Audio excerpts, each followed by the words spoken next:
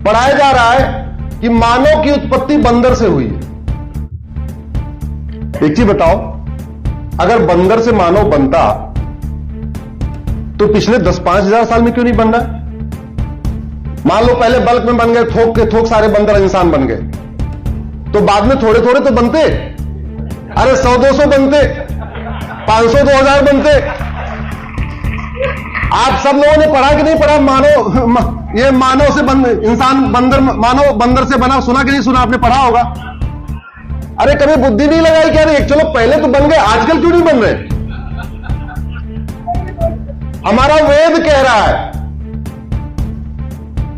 ब्रह्मा जी ने मनु को बनाया, वहां से उत्पत्ति शुरू हुई, उसके बाद लगातार जनरेशन बढ़ी। हम उसको नहीं मान रहे, वो डार्विन का सिद्धांत मान के बैठे हुए कि मानव से, वो बंदर से मानव बना। अरे बंदर से मानव बना, चलो मान लो थोक के पर होलसेल में बन रहे थे, लेकिन बाद में थोड़े थोड़े बनते। साल में 10-20 बंदर बन जाते आदमी। ऐसा क्या हो गया कि डार्विन के जाते ही, जब तक डार्विन थे तब तक बंदर इंसान बन रहे थे, और डार्विन गए, डार्विन के जाते ही बंदर।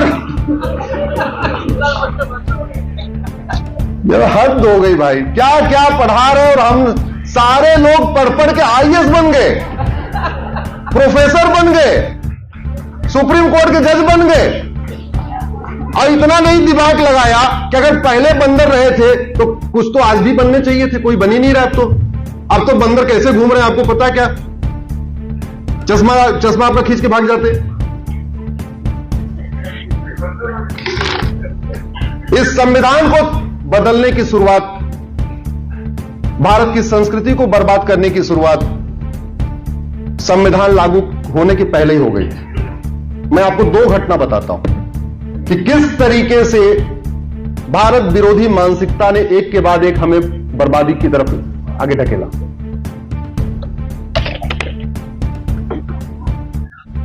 पूरा फ्रीडम मूवमेंट वंदे मातरम से हुआ था। वंदे मातरम भारत माता की जय, वंदे मातरम भारत माता की जय। अंग्रेज इतने परेशान हो गए कि उन्होंने वंदे मातरम को बैन कर दिया। वंदे मातरम कहने पे देशद्रोह की धारा लगाना शुरू कर दी, और अंग्रेजों ने भारत में गॉड सेव क्वीन, ये नेशनल एंथम इन्फोर्स करने की कोशिश की।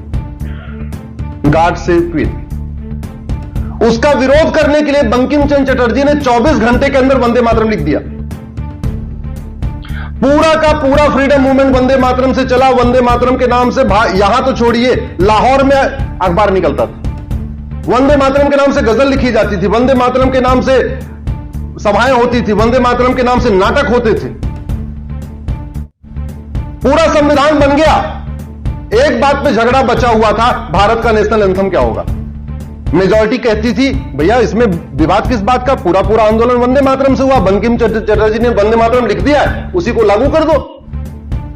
और आपको ये जान के आश्चर्य होगा कि कांग्रेस का जो राष्ट्रीय अधिवेशन होता था साल में एक बार, उसमें भी वंदे मातरम गाया जाता था।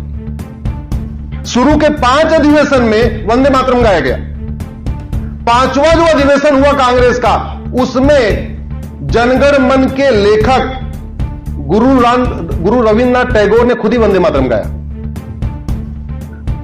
लेकिन उसके बाद एकाएक जनगण मन लिखा जाता है, आम राय नहीं बनती है, वोटिंग की नौबत आ जाती है। उस वोटिंग को टालने के लिए डॉक्टर राजेंद्र प्रसाद ने एक बीच का रास्ता निकाला। उन्होंने बोला ठीक एक काम करते हैं, जनगण मन और वंदे मातरम दोनों को राष्ट्रगान घोषित कर देते हैं। चलो उतना भी, चलो ठीक है भाई, उतना भी समझ में आता है। वैसे जनगण मन का कोई योगदान नहीं था हमारे स्वतंत्रता संग्राम में, लेकिन चलो ठीक है, हमारे संविधान निर्माताओं ने कहा बीच का रास्ता निकाला तो ठीक है। समस्या हुई 1971 में। 1971 में इंदिरा गांधी ने कानून बनाया, नेशनल ऑनर एक्ट। उसमें जनगण मन के लिए प्रोटोकॉल बना दिया, 53 सेकंड में गाया जाएगा, जनगण मन की ये म्यूजिक होगी। जब जनगण मन गाया जाएगा सब लोग खड़े हो जाएंगे, जो जनगण मन का अपमान करेगा उसको 3 साल सजा होगी। लेकिन जानबूझ के वंदे मातरम को उस कानून के दायरे से बाहर निकाल दिया, वंदे मातरम को छोड़ दिया। नतीजा, वेब सीरीज बनाने वाले वंदे मातरम अलग तरीके से गा रहे, फिल्मों में वंदे मातरम अलग तरीके से गाया जाता है, सभाओं में वंदे मातरम अलग तरीके से गाया जाता है, जिसको इच्छा होती है खड़ा होता है, जिसको नहीं इच्छा होती नहीं खड़ा होता। ये हमारे संविधान निर्माताओं का, हमारे फ्रीडम फाइटर्स का अपमान हुआ कि नहीं हुआ? जोर से बोलिए जरा। मैंने इसके लिए पीआईएल फाइल किया है, आप लोग गूगल करना, वंदे मातरम अश्विनी उपाध्याय। केंद्र सरकार को नोटिस हुआ है, केंद्र सरकार ने एक 9 सदस्यों की समिति बना दिया है कि वंदे मातरम के लिए आगे क्या करना है, कैसे इसको रिस्पेक्ट देना है। काम चल रहा है, लेकिन जिस तरीके से एक के बाद एक कानून बना के भारत की संस्कृति को बर्बाद किया गया है, यह अक्षम्य नहीं है। दुर्भाग्यवश इसकी जागरूकता भी कम है, और ये जागरूकता के लिए ही हमने अब निकलना शुरू किया। नहीं तो पहले मैं आराम से Monday to Friday Supreme Court में रहता था, सैटरडे संडे छुट्टी होती थी, बच्चों के साथ रहता था, सब बढ़िया चल रहा था। लेकिन चूंकि ये बात पहुंच नहीं रही थी, फिर हमने तय किया कि नहीं, बाहर भी चलेंगे।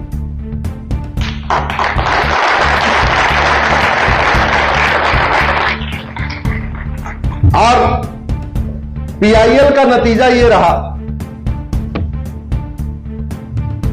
मैंने 3 तलाक चैलेंज किया, तलाके हसन चैलेंज किया, तलाके हसन चैलेंज किया, तलाके बाइन चैलेंज किया, तलाके किनाया चैलेंज किया, तहर्रुस चैलेंज किया, मुताह चैलेंज किया, मिस्यार चैलेंज किया, शरिया कोड को चैलेंज किया, यूनिफॉर्म सिविल कोड लागू करने की मांग किया, तो एक सेक्शन नाराज हो गया। धर्मांतरण के खिलाफ मैंने पीआईएल फाइल किया, दूसरा सेक्शन नाराज हो गया। घुसपैठियों को बाहर निकालने की पीआईएल फाइल किया, और 2017 में जब मैंने पीआईएल फाइल किया था, तब बताया था कि भारत में 5 करोड़ आ चुके हैं। सुप्रीम कोर्ट में जो बात कही जाती है, एफिडेविट भी कही जाती है। मैंने 2017 में कहा था 5 करोड़ आ चुके हैं, अब तो 5.5 करोड़ के आसपास हो गए हैं। और आपका शहर भी घुसपैठियों के बारूद पे बैठा हुआ है। जिस दिन फ्रांस की तरीके घुसपैठिए बाहर निकलेंगे, कोई काम नहीं आएगा। पुलिस वाले केवल सांसदों विधायकों को बचाएंगे, आपको बचाने नहीं आएंगे। घुसपैठ वाली पीआईएल से घुसपैठिए नाराज। विदेशी फंडिंग रोकने के लिए पीआईएल फाइल किया, माओवादी नक्सली नाराज, जिनको बहुत बड़ी मोटी फंडिंग आती है। एक मैंने पीआईएल फाइल किया कि सांसदों को, विधायकों को हर जगह वीआईपी सुविधा मिलती है, तो इनको कोर्ट में वीआईपी सुविधा दिया जाए। 2016 मैंने पीआईएल फाइल किया, 2017 में जस्टिस गगोई साहब की बेंच उसको सुन रही थी, बोली विषय तो बहुत अच्छा है, बोले ठीक है, सांसदों विधायकों के लिए पूरे देश में अलग से एमएलए एमपी कोर्ट बनेगी और 1 साल के अंदर इनका मुकदमा डिसाइड होगा। 2018 में सारे केस वेस ट्रांसफर हुए, 1 साल लगा पूरा प्रोसेस प्रैक्टिकली होने में, अलग अलग मुकदमे थे, सबके ट्रांसफर हो गए। इस समय 5,500 सांसदों विधायकों का मुकदमा special fast track MLA MP court में चल रहा है।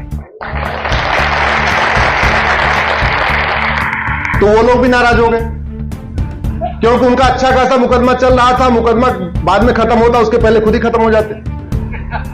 अब ऐसा हुआ है कि साल साल में मुकदमा खत्म हो रहा है। 5,500 में से 250 को सजा हो गई है।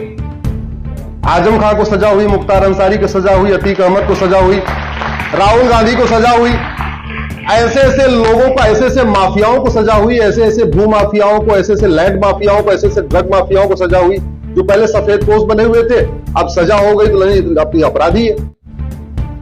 वो भी नाराज हो गए। नाराजगी बहुत ले लिया मैंने, दुश्मनी हमने काफी कर लिया। और मैं जानता हूं कि धर्म की रक्षा पे जब आप आगे बढ़ते हैं तो कठिनाइयां आती हैं। धर्म रक्षा के लिए गुरु तेग बहादुर का क्या हुआ था, दिल्ली में शीशगंज गुरुद्वारा बना हुआ है, उनका शीश काटा गया था। धर्म रक्षा के लिए शिवाजी आए, क्या क्या हुआ, राजपाट गया, घास की रोटी खाए, पूरी परिवार क्या हुआ पता है।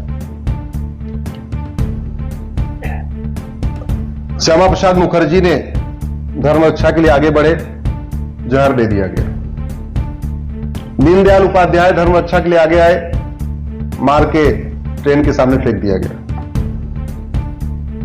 बाकी तो छोड़िए, बीच में एक और सज्जन धर्म रक्षा के लिए आगे आए थे और उनका नाम है राजीव दीक्षित।